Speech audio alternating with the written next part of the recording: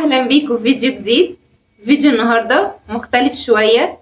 ليه؟ لانه عن حاجه كلنا بندور عليها وهي السعاده، وخصوصا بقى السعاده اللي احنا بنخلقها لنفسنا من غير بقى ما نستناها من حد، من غير ما نربطها بحدث ولا نعلقها بان الظروف تبقى كامله.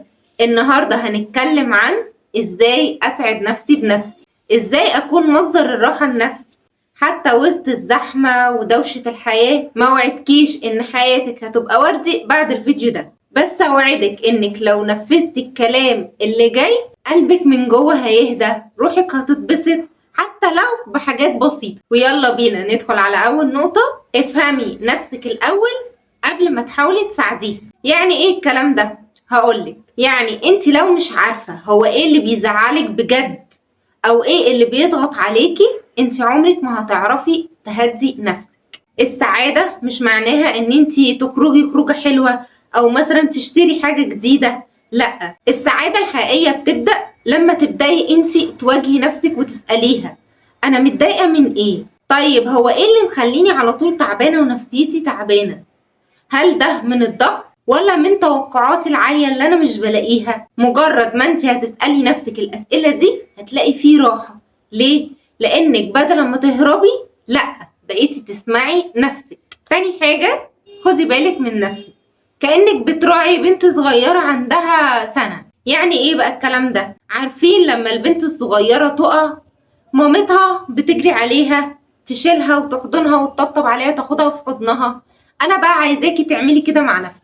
يعني مثلا لما تتعبي او تغلطي، مثلا تعملي غلطة، بدل ما تقعدي تلومي نفسك وتجلدي في ذاتك طول الوقت، لا، عاوزاكي تحضنيها. اديها فرصة واحضنيها وطبطبي عليها وسامحيها، واعملي لنفسك حاجة انت بتحبيها. زي مثلا اعملي اكلة بتحبيها، شغلي مزيكا او اغنية انت بتحبيها بتفكرك باوقات حلوة، غيري هدومك والبسي مثلا ترنج نضيف، خدي شاور دافي كده، هاتي كوباية شاي واقعدي فيها في البلكونة مع هدوء كده نص ساعة تكافئي نفسك فيها. كل الحاجات الصغيرة اللي انت هتعمليها لنفسك دي مش تفاهة، دي رسالة لجسمك ولروحك ان في حد مهتم بيهم. تالت حاجة، قللي المقارنة وزودي الامتنان لنفسك. المقارنة دي أبشع حاجة ممكن الواحد يعملها لنفسه.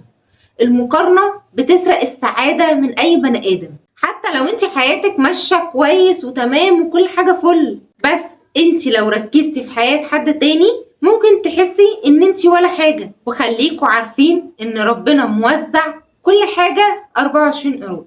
يعني انت بتقارني نفسك مثلا بفلانة، ممكن فلانة دي ما يكونش عندها حاجات وهي عندك، بس لو انت فعلا بدأتي تشكري وتحمدي ربنا على حاجات بسيطة بتعمليها في يومك، زي مثلا ان انت صحيتي من النوم، شربتي كوباية القهوة ولا كوباية الشاي بتاعتك في هدوء وراحة بال، خلصتي مثلا حاجة في شغلك، او حتى يا ستي الشمس دخلت اوضتك. دي حاجات كتير قوي، حاجات صغيرة لازم تشكري وتحمدي ربنا عليها كل يوم. الحاجات الصغيرة دي بقى لما بتركزي فيها بتحسي بسعادة، بتحسي بسعادة حقيقية بقى، نابعة من جوانا، نابعة كده من الرضا. رابع حاجة، خدي بالك من التفاصيل الصغيرة اللي بتفرحك. احنا ساعات بنستنى حاجة كبيرة عشان نفرح، زي مثلا اننا نسافر سفرية حلوة، او مثلا نجاح ضخم كبير قوي احنا عملناه، او مثلا خبر حلو يقلب يومنا. بس الحقيقة ان هي الحاجات دي بتبسطنا ونفسنا ان هي تيجي كل يوم، بس الحقيقة ان الحاجات الكبيرة دي مش بتحصل كل يوم، ومش ضامنين امتى هتيجي تاني. فعشان كده السعادة الحقيقية هي اللي احنا لازم نخلقها من الحاجات اللي بتعدي علينا في يومنا عادي. زي مثلا ريحة برفيوم شميتيها بتفكرك بأيام حلوة، أو مثلا مزيكا أو كوبليه سمعتيه فكرك بوقت حلو في حياتك، او مثلا كوبايه الشاي اللي انت بتشربيها في هدوء وانت قاعده ساكته وفي راحه بال كده، بتبقى والله بالدنيا وما فيها كوبايه الشاي دي. فحاولي ان انت تركزي في اللحظات دي، لحظه مثلا ان الشمس دخلت اوضتك وحسستك بدفى، او مثلا اللحظه اللي انت لبستي فيها ترنج نضيف وخدتي شاور دافي وخلصتي كل شغلك، او الضحكة اللي بتطلع مع صاحبتك بعفوية كده من غير ما تاخدي بالك منها. السعادة مش دايما ضحك بصوت عالي مثلا، او ان انتي تشتري حاجة جديدة ليكي. هي دي برضو سعادة بالنسبة لنا، بس برضو ساعات بتكون في راحة البال اللي بتعدي عليكي كده في وسط اليوم. خامس حاجة وهي ما تسيبيش نفسك لأفكارك الوحشة، والموضوع ده كلنا بنعمل. انتوا عارفين لما تبقوا قاعدين في مكان هادي كده وانتي ساكتة، دماغك بقى في الوقت ده بتبدأ تسرح. او مثلا الشوية اللي احنا قبل النوم بنقعدهم على السرير ساكتين بنشوف عملنا ايه النهاردة. دماغك بقى في الوقت ده ما بتشوفش هي عملت ايه النهاردة، لا هي بتقعد تودي وتجيب في القديم. زي بقى انا عمري ما هنجح، انا دايما فاشلة، كل الناس احسن مني، انا ما بعرفش اعمل اي حاجة صح. ده الكلام اللي بيجي في دماغنا كلنا في لحظة هدوء كده قاعدين مع نفسنا فيه. الحتة دي احنا لو سيبنا نفسنا فيها هتسحبنا في دوامة سودة ومش هنعرف نخرج منها بسهولة. اللي هيساعدنا ان احنا نخرج من الدايرة دي ايه؟ انك تمسكي الفكرة من اولها وتردي عليها كأنك بتدافعي عن واحدة صاحبتك بتحبيها بالظبط. يعني مثلا لو دماغك قالتلك انا فاشلة، قولي لا انا تعبانة بس اليومين دول وده الطبيعي، بس انا مش فاشلة، انا بمر باوقات صعبة او بمر بفترة صعبة وهعدي منها وهرجع احسن من الاول. فخلي بالك جدا من الاوقات دي، واحتوي نفسك لما تحس ان انت دماغك كده هتبدأ تزن عليكي. فاكرين فلافيلو كان بتاع روكي؟ هو ده الدبدوب الوحيد اللي تم انقاذه. روكي طبعا دمر كل الدباديب اللي عندنا، ده الدبدوب الوحيد اللي تم انقاذه. يلا بقى نرجع لموضوعنا. سادس حاجة وهي كلمي نفسك زي ما بتحبي الناس تكلمك. يعني ايه الكلام ده؟ هقولك انا. عارفة لما صاحبتك تيجي تحكيلك انها متضايقة، وانتي طبعا واجبك كصاحبة ان انتي تهوني عليها، تطبطبي عليها، تاخديها في حضنك، تقولي لها كلام حلو. طب انتي ليه بقى مش بتعملي مع نفسك كده؟ اول لما تغلطي ولا تعملي حاجة غلط تبدأي طبعا في جلد الذات. جربي بقى تعملي العكس. جربي تقولي لنفسك انا فخورة بيكي، انا فخورة بيكي ان انتي مستحملة كل ده وعديتي كل ده. جربي تقولي لنفسك انا عارفة انك تعبتي، بس برافو ان انتي لسه واقفة ووصلتي للنقطة دي. انا بحبك حتى وانتي غلطانة ومخنوقة ومش طايقة نفسك، انا برضو هفضل احبك. الكلام ده مش تفاهة ومش جنون، الكلام ده فعلا لو عملتوه هيفرق معاكوا جدا. الكلام ده علاج مش هزار، الكلام ده علاج.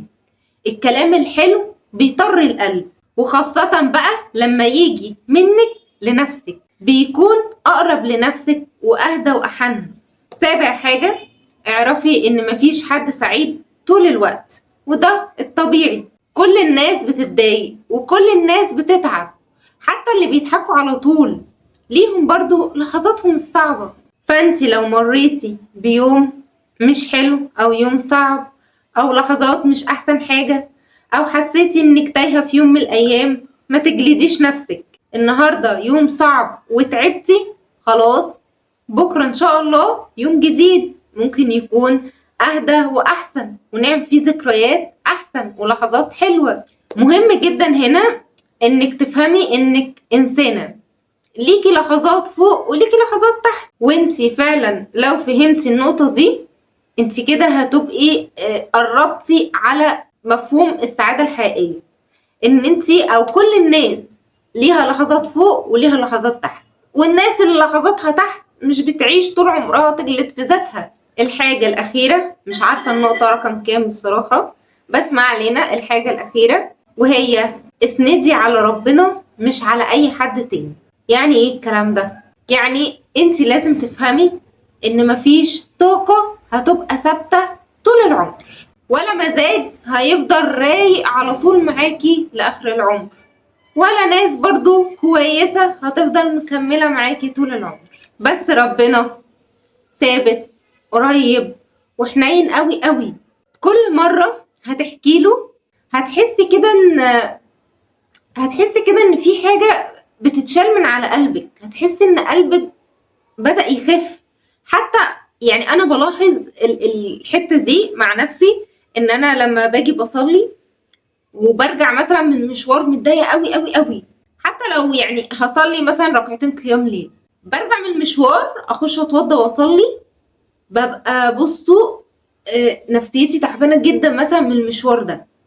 مجرد بس لما بسجد واقعد ادعي كتير ادعي كتير واقعد احكي له واقول له كل اللي مضايقني وانا ليه بيحصل معايا كده، مجرد ما بخلص صلاه بحس ان انا يعني قلبي بقى خفيف. انا كنت جايه له وانا قلبي تقيل، لما تخلصي الصلاه هتحسي كده ان قلبك خف. فجربوا تعملوا الحكايه دي لما تبقوا متضايقين، دي عن تجربه والله.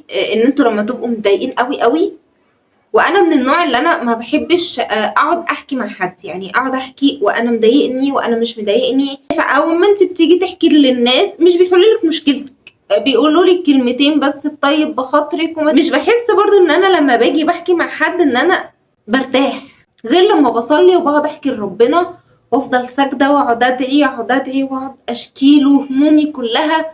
مجرد ما تخلصي صلاه من هنا هتحسي ان انت انسانه جديده، عندك طاقه قادره تكملي اليوم. فانت اعملي لنفسك كده في الشقه او في اوضه معينه ركن صغير، الركن ده يبقى بتاع ربنا. كل ما تبقي متضايقه ولا نفسيتك تعبانه ولا عايزه تحكي مع حد ومش لاقيه، تروحي تقعدي في الركن ده، تقعدي بقى تحكي فيه بقى مع ربنا وتدعي، او حتى تفضلي ساكته. هو بيبقى حاسس وعارف انت فيكي ايه ومتضايقه من ايه. في اللحظه دي بتحسي انك مش لوحدك، وان في ظهر وراكي بيسندك حتى لو حاسه ان الدنيا كلها عليك.